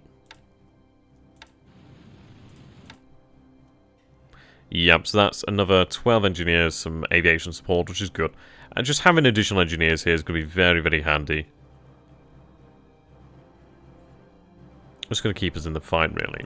Issue is obviously the amount of units, just the amount of stuff we're trying to get unloaded over here at Luganville is quite large, really. So it's not going too quickly. But once we have the base force, obviously that's going to become significantly easier on us. Ideally, anyway.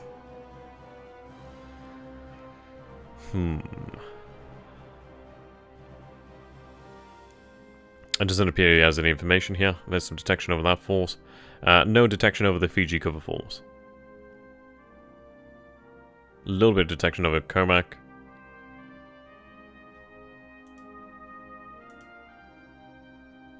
Can you check how much fuel Kitabutai needs? Oh, they would take quite a bit. Like, we're down. Forget I can check exactly.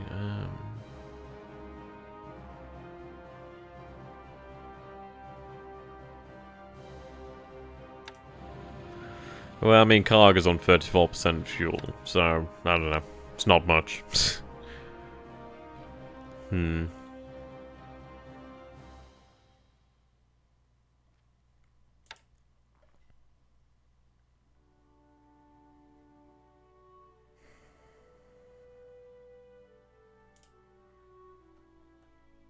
Oh, hello.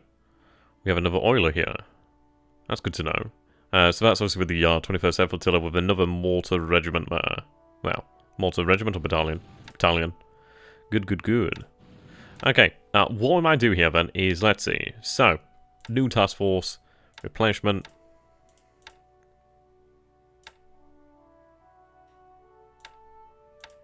There we go.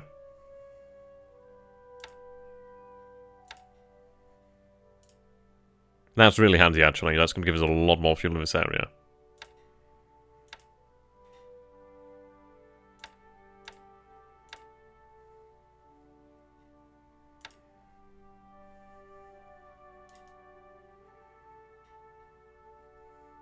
There we go.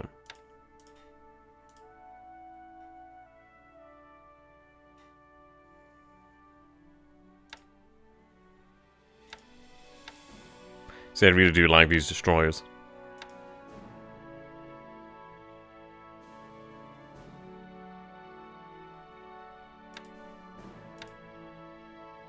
I'm going to send that other destroyer alongside Kitabutai. It's not good to run out of fuel off the coast of Australia. We're not going to run out of fuel. Especially as we've actually found some additional. So we have 7,688 units of fuel there. There's an additional 4,000 there, so just over 10,000 units of fuel theoretically could be pumped into Kitabutai, which is obviously good. Obviously, we can spread that out, which is lovely. We do have a fair amount of fuel in the Hiei, well, in Hiei and Kirishima, so that's nice. Works out well for us. Okay.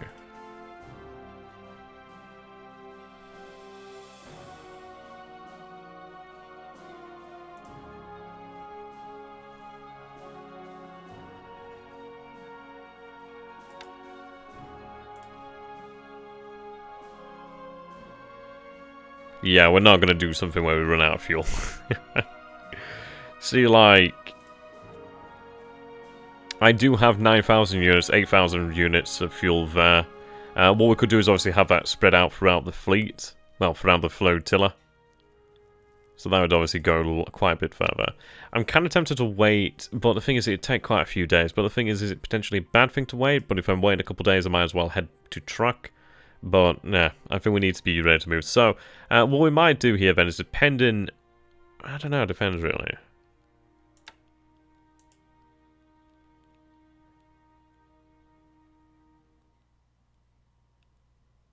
I'm half tempted just to tell Kidabutai to head into Tulagi. And have the Oilers head into Tulagi as well. Would make the situation a lot easier, I'd imagine. So I think I'm going to tell Kidabutai to head to Tulagi.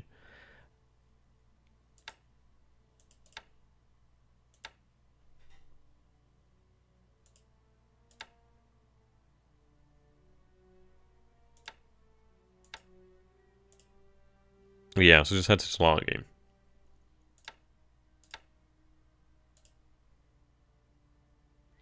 Get you refueled and ready to go.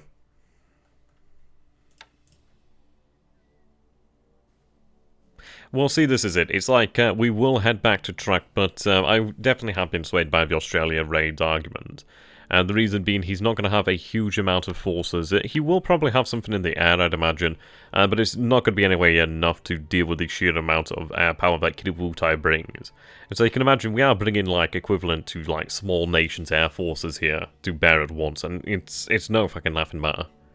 What we're going to be doing then is basically raiding the Australian coastline, ideally just inflicting as much damage as humanly possible on his forces out there. The main goal is going to be to try and knock out a lot of his merchant marine. Basically knock out a lot of that cargo capacity, fuel capacity. Basically knock out a lot of his capacity to launch counterattacks. Obviously he could launch counterattacks with his naval units, but he needs men at the end of the day. A couple AMCs here, supposedly. He's doing something over here at Auckland, which is very intriguing.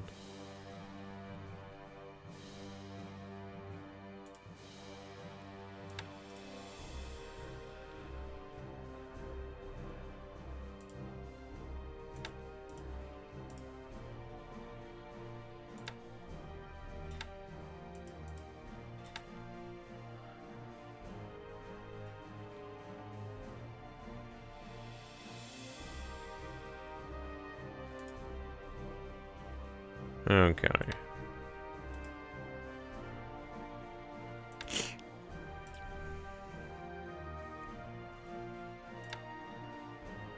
Right, that's good information.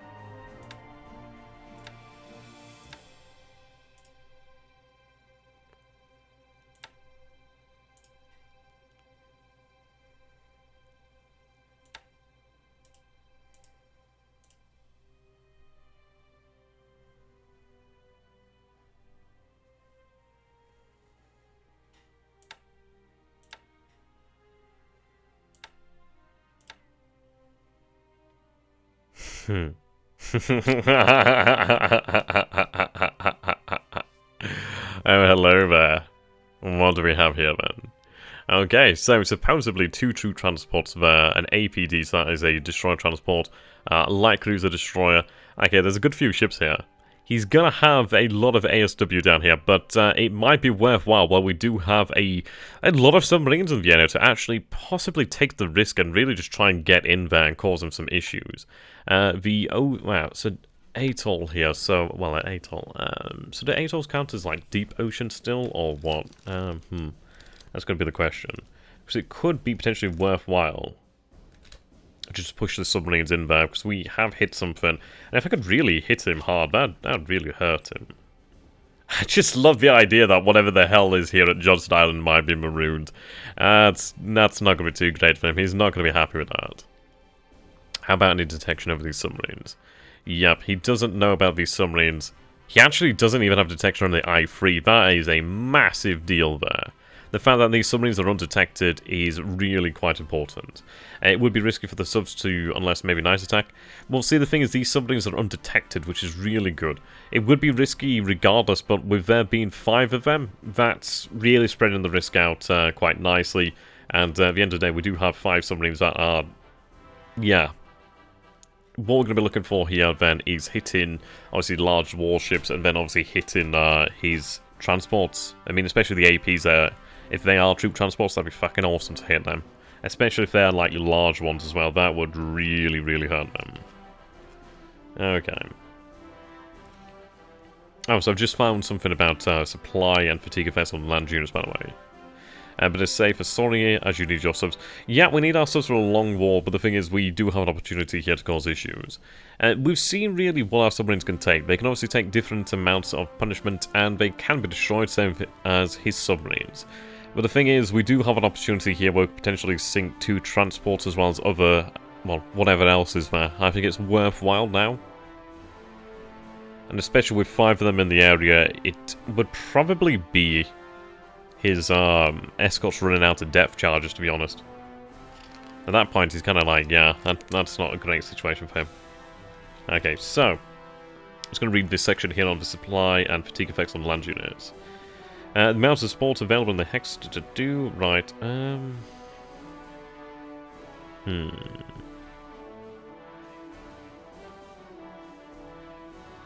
Right, defensive and offensive fire of land units on low on supplies will be reduced. Once a unit has less supplies than its reported supply needs, it stands a chance of having its combat fire reduced. Once totally out of supplies, it will eventually have its fire greatly reduced. Ground units will gain fatigue every turn. More fatigue will be suffered by troops that are marching or in combat each turn.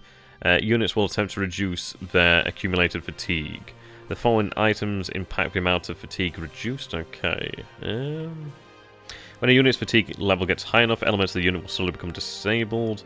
When a unit has more disabled units than non-disabled, it will begin to have elements destroyed. Ground units with fatigue of less than 50 will gain 1 extra fatigue per turn. If at sea, if fatigue 50 is reached in this manner, their fatigue will not increase beyond this level. Okay, fair enough. So that's good then. So obviously we are seeing then at Clark that he's actually low on supply. So that's going to reduce his amount of firepower. Obviously, if we can keep up the battle, we're going to have a turn there of rest, but if we can keep up the battle, then it is going to hurt him. It's going to really lead to a bad situation for him here. He's moved all of his supply from, well, just really from the Philippines into Bataan, really. Might as well use the subs now, as Allied ASW mid to late war will decimate them. Yeah, perhaps. I think we will send those submarines in there, and especially as, well, we don't know what he's doing at Johnston, but I can surmise it's probably not a good thing. But if I can hit his, well, his logistics line, that's going to fucking hurt him. We don't know where his American carriers are, but, I can imagine it's going to hurt. It's going to have an impact on him. He's not going to be happy. He's absolutely not going to be happy. Yep, he's not going to be happy about that. Right, I need to find the bloody, really need to find out what ATOLs count as.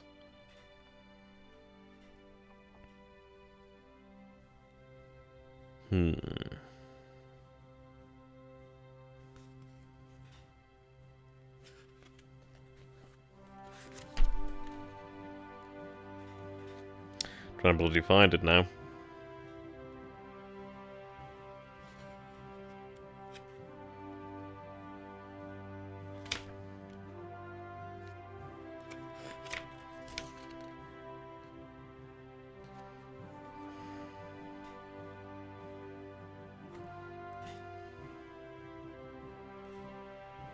Ah, that's right, there we go, 36.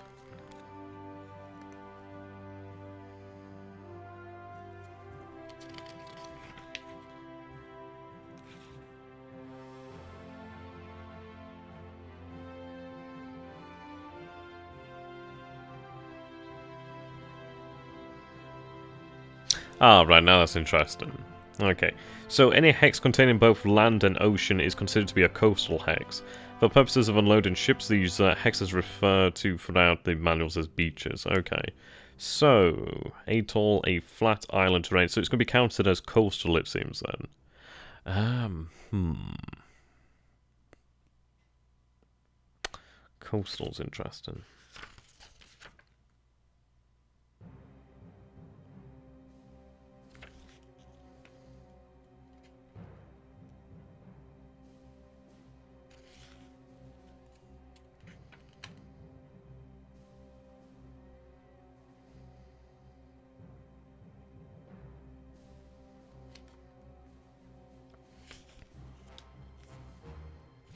Yeah, but I do think it's a good idea to actually go ahead and raid there.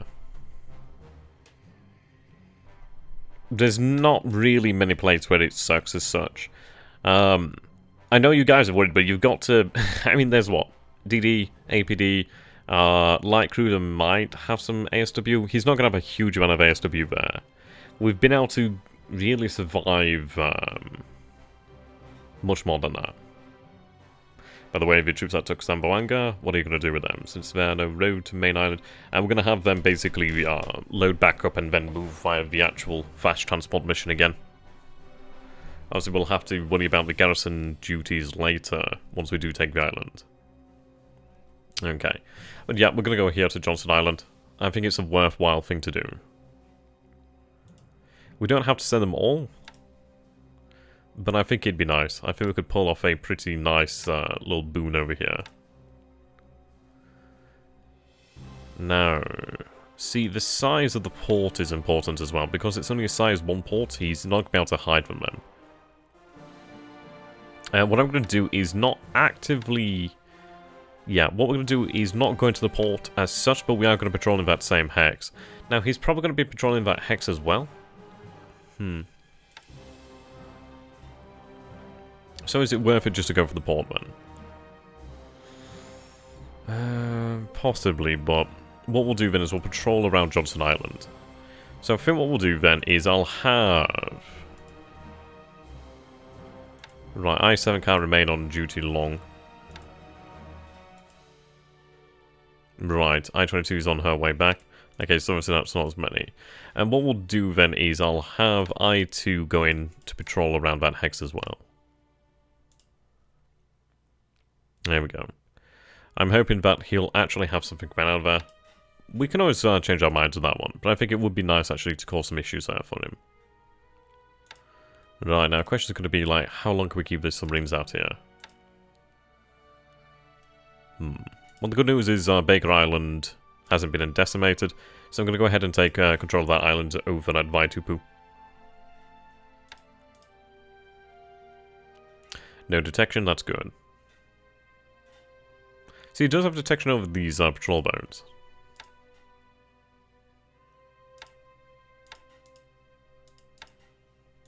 Let's have them as a single one. Remain on station, obviously patrol. Have you on ASW. Try and cause them some issues here.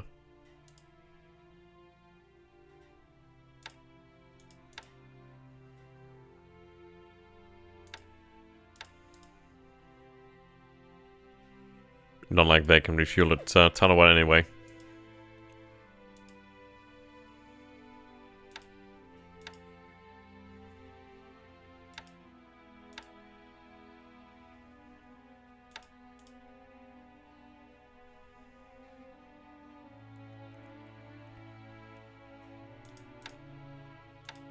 Well, see, what's going to happen here then is obviously we've been able to get in and sneak there. I don't know whether we caught that unit moving in or moving out. Now, we could move out here, but obviously then he could head north, he could literally head in almost any direction. There's obviously still an opportunity that we might be able to intercept them, but we do increase our chances of doing so in the same hex. So how you got to think about this is a 40 nautical mile hex. So I could head directly to the port, which is obviously a risky thing, but what I'd like to do is actually patrol this hex here. There is a possibility of damage, but what I'm going to try to do then is just basically bottle him up over here. We'll see what his reaction is, and if he does try to get these actual ships out of here, as he probably might try to do, then we could always have a chance at shooting them on their way out. But we'll see what happens. I'm trying to force a reaction in a way. Okay. Lots of shipping over there. Let's go ahead and check out the operations report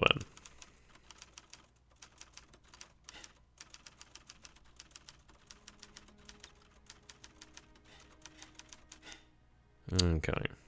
Yep, these guys are ready. Fantastic.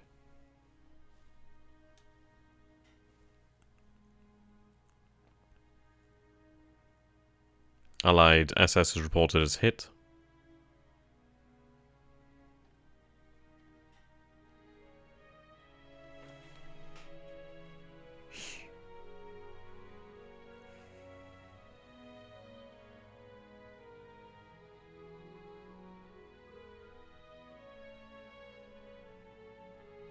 Yeah, Allied reconnaissance over Savai.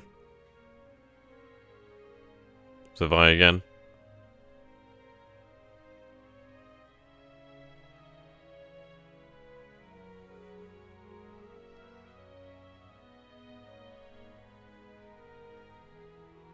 Oh, good. These guys have had some of their units upgraded. That's cool.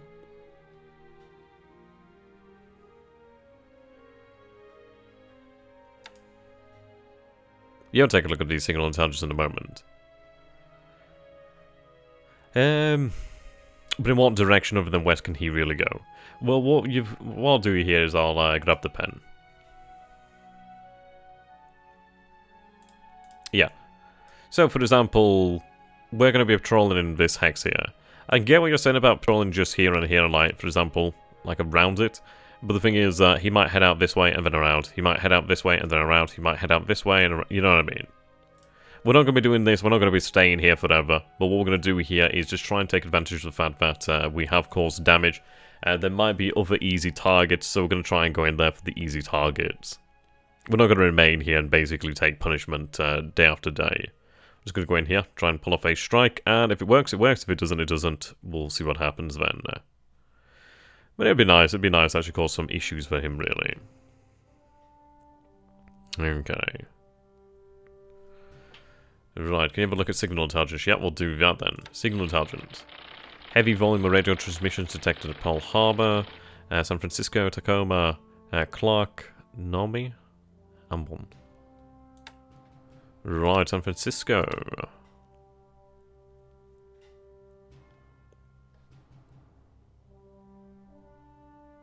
Good and detected. Okay, so he might be doing something over here. Might be worth sending another submarine over here then just to cover that. Thankfully, these submarines are undetected, as far as I can tell. A lot going on over here, it seems.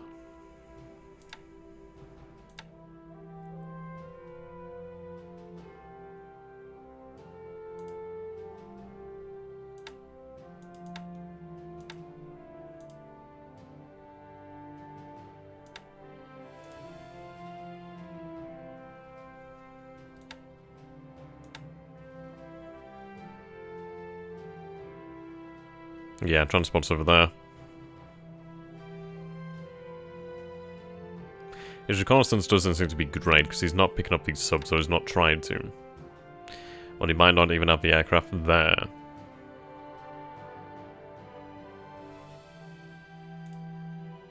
Okay, so Kinigusa is going to have to go and rearm a truck.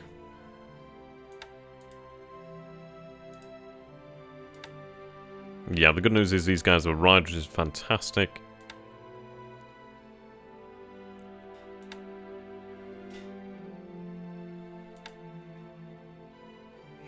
Okay, so we have on board then 1,286 men and a little bit of supply. So we're going to have that head out for Comac.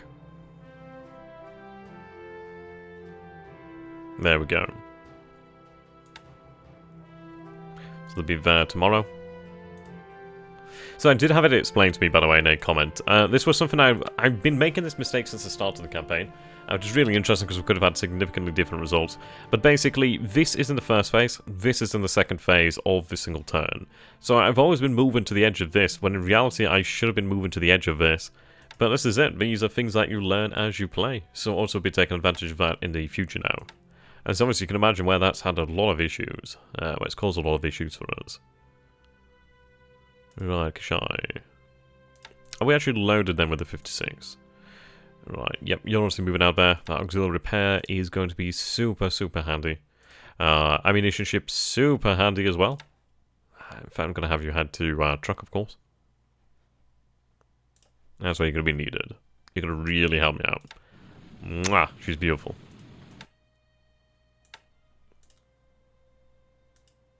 Yeah, okay.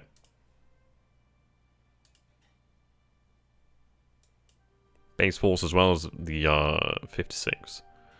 Loads of supplies now, but it looks as if the unit has been fully loaded, so we are good to go. Yep, these guys arrived in there, so that's good news. I can actually bring some additional escorts.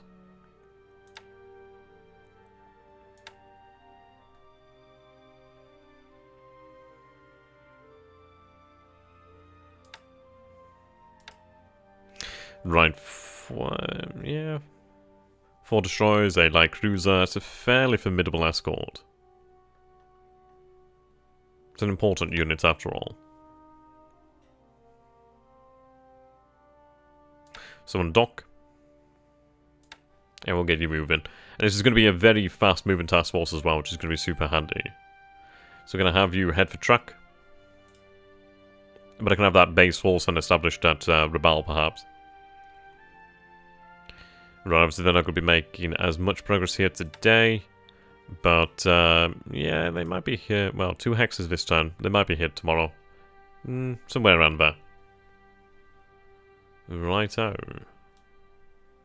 So it's looking good, actually. We're going to be at Luoyang within maybe a day or 2. Clark. And the shock attack was a bold, very bold move, but it actually did work out fairly nicely. Of course, we did take some losses, but we should be able to recover those. We've been able to expose a lot of information here, but the fact that he's low on supplies, which is really, really great. The fact he's not in the wrong operations mode, so he's actually gone back into combat mode, so I don't imagine he's in a great situation right here. His fortifications have been removed again, so yep, he's not super happy. I can imagine he's not very happy. Now, we might want to look at actually going a deliberate attack over here. We do have supplies to pull off something, but it might be worthwhile just to wait for the additional reinforcements to arrive.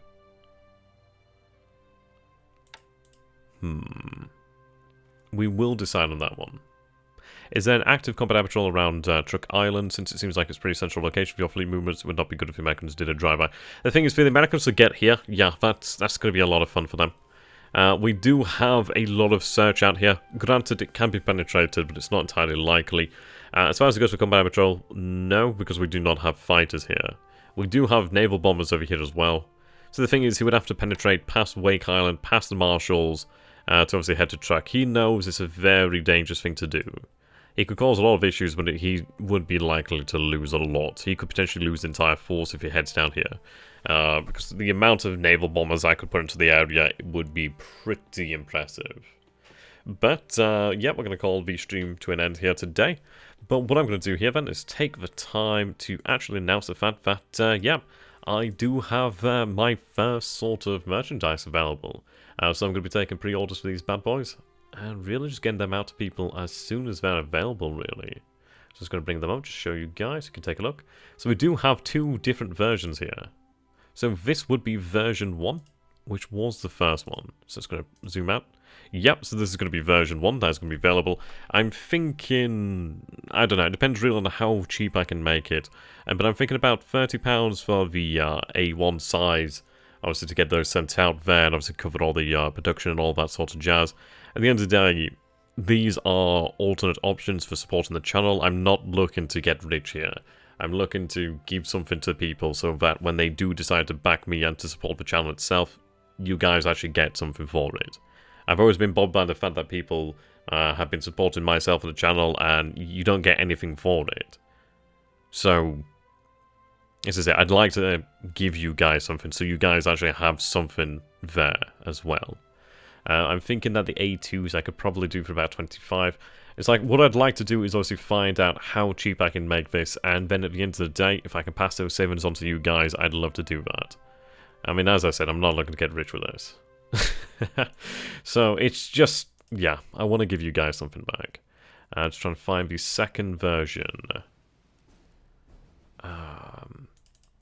So this isn't the actual print version as such. The print version is in a higher resolution, but this is the same actual image. So this would be the second version available for print as well, which I do like more actually. Then is this version here, which is a thumbnail, but unfortunately due to copyright issues I wouldn't be able to have this printed, which is a shame.